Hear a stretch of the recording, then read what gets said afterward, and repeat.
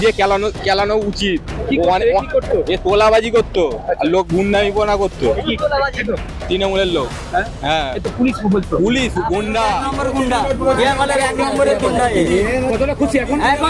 অনেক খুশি অনেক খুশি। আমার ভাষা বলে আগে মেন মাথাকে তুলতে হবে।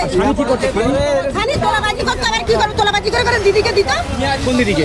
কোন দিদি? কটা দিদি আছে? পিয়া দিদি আবার কে?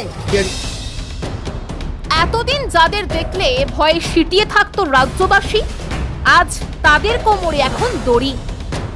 এ যেন রূপকথার গল্প। পালা বদলের পর পাল্টে গেল চেনা ছবি। সত্যি যেন ভয় আউট, ভরসা ইন।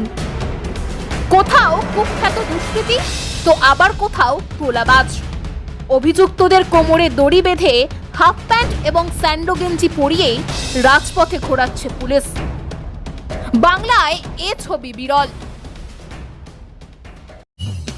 খবরটি নিবেদন করছে AR জুয়েলার্স, আমাদের গহনা আপনার সৌন্দর্যের চাবিকাঠি। লাইট ওয়েটে ফুল কভারেজ গহনা এবং জুয়েলারিতে সবচেয়ে কম মেকিং চার্জ পাবেন আমাদের এখানে। থাকছে মনের মতো কাস্টমাইজ করার সুবিধা। ঠিকানা সলক পাঞ্জাব ন্যাশনাল ব্যাংকের ঠিক বিপরীতে। বিশদে জানতে যোগাযোগ করুন নিচে স্ক্রিনে দেওয়া নম্বরে।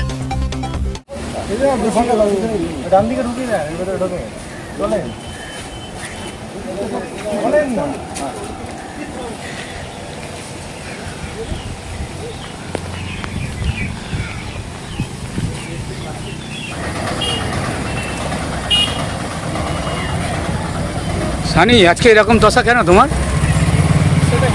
হ্যাঁ, হাঁটানো হচ্ছে তোমাকে? আচ্ছা, বলছি কার নির্দেশে তুলতে তো তোলাটা? কোনো তোলাবাজির সঙ্গে জড়িত ছিলাম। এলাকার মানুষ বলছে, অভিযোগ করছে। না, কেউ বলছে না। রবিবার উত্তর হাওড়ার ডন আকাশ সিংকে মাথা মুড়িয়ে অন্তর্বাস করিয়ে গোটা এলাকা ঘোরালো মালিপাঁচঘড়ার পুলিশ। আর সোমবার সাকরাইলের যুব নেতা তথা অস্থায়ী হোমগার্ড শাহিন মোল্লা, তাকেও ঘোরানো হলো একই কায়দায়।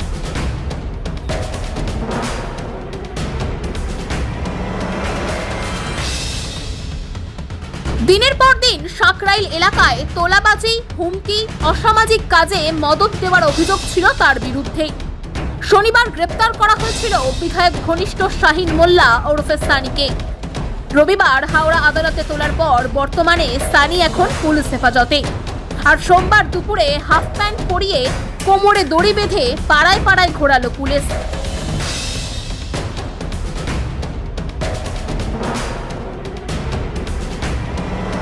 অভিযুক্ত শুধু একজন অস্থায়ী হোমগার্ড নন, আদতে তিনি ছিলেন তৃণমূলের ক্যাডার। সাকরাইলের বিধায়িকা প্রিয়া পালের অত্যন্ত ঘনিষ্ঠ, আর তার নাম ভাঙিয়েই এলাকায় তোলাবাজির অভিযোগ ছিল সানির বিরুদ্ধে। আর আজ অভিযুক্তকে রঘুদেববাটি, সারেঙ্গা, নলপুর, হীরাপুর, এমনকি তার নিজের বাড়ি অর্থাৎ চক শ্রীকৃষ্ণতেও নিয়ে যাওয়া হলো তাকে। সানির এই কর্মকাণ্ডে ক্ষোভে ফুঁসছে গোটা এলাকাবাসী।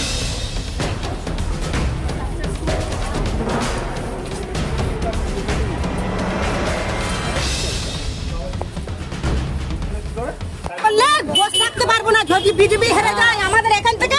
এমন এমন বলবে টিএমসিরা, এখানে বসা যায় না মনের মাথায়। এমন এমন ভাষা বলে আগে মেন মাথাকে তুলতে হবে। খালি তোলাবাজি করতে হবে, কি করে তোলাবাজি করে দিদিকে দিত। কোন দিদিকে? কোন দিদি? কটা দিদি আছে? পিয়া দিদি আবার কে? পিয়া দিদি। হ্যাঁ, আপনারা এখন কি চাইছেন? আমরা চাইছি দুজনকে ধরতে হবে, মাথাকে আগে তুলতে হবে। 10টা ঘর বাড়ি করেছে। দিয়ে কেলানো উচিত। এ তোলাবাজি করতো আর লোক গুন্ডামিপনা করতো, তৃণমূলের লোক। হ্যাঁ পুলিশ গুন্ডা। আরে পাওয়ারে থাকলে লোক কি করে? গুন্ডামিপনা করে। তো এ গুন্ডামিপনা করতো, লোককে হুমকি দিত, এ মারবো, এইসব দাদাগিরি চলতো। দাদাগিরি সব ছুটে গেছে। লোককে ভয় দেখাতো, প্রচুর ভয় দেখাতো। থানায় গেলে ও তো মানে ওর পাওয়ার আছে। ঠিক আছে, মানে নেতাদের মাথা আছে তো ওর কাছে, পাওয়ার আছে। একে মারবো, ওকে মারবো, এইসব করে বেড়াতো। ভয় কি? আমাদের জেলে ঢুকিয়ে দেবে, কি ভয় পাবো না আমরা? আমরা তো সাধারণ একটা পাবলিক। পাওয়ার থাকলে এই জেলে পুরে দেবো, জেল খাটাবো, এইসব কথা বলতো। ঠিক 15,000 টাকা ছাড়তো ওই ব্রিজের নিচে চায়ের দোকানে, মাসিক 15,000 টাকা ও। এবার আমি কিছু বাদ প্রতিবাদ করলে ওই যে রিঙ্কু আছে পিয়াপালের রিঙ্কু আমাকে দিয়ে এমন ভাবে করেছে, মোষ লেখা কইরেছে, মোষ লেখা 4 জন সাক্ষী দিয়ে মোষ লেখা কইরেছে, মোষ লেখা কইরেছে। কোনো বিরোধী কথা কইলি ওকে অ্যারেস্ট করব।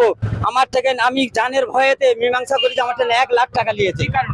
ওই মানে না জানো কোনো কথা বলে, না জানো গালাগালি করে, আমাকে ভয় দেখিয়ে মোষ লেখা কইরেছে। হ্যাঁ, ও টাকা তো এ তুলতো, রিঙ্কুও তুলতো।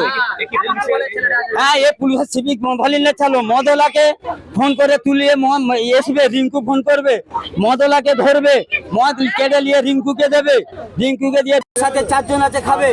এবারে এ কি করবে, টাকা নিয়ে পালাবে। পিয়াপালের লোক 1 নম্বর গুন্ডা, পিয়াপালের 1 নম্বরের গুন্ডা। কতটা খুশি এখন? এখন অনেক খুশি, অনেক খুশি।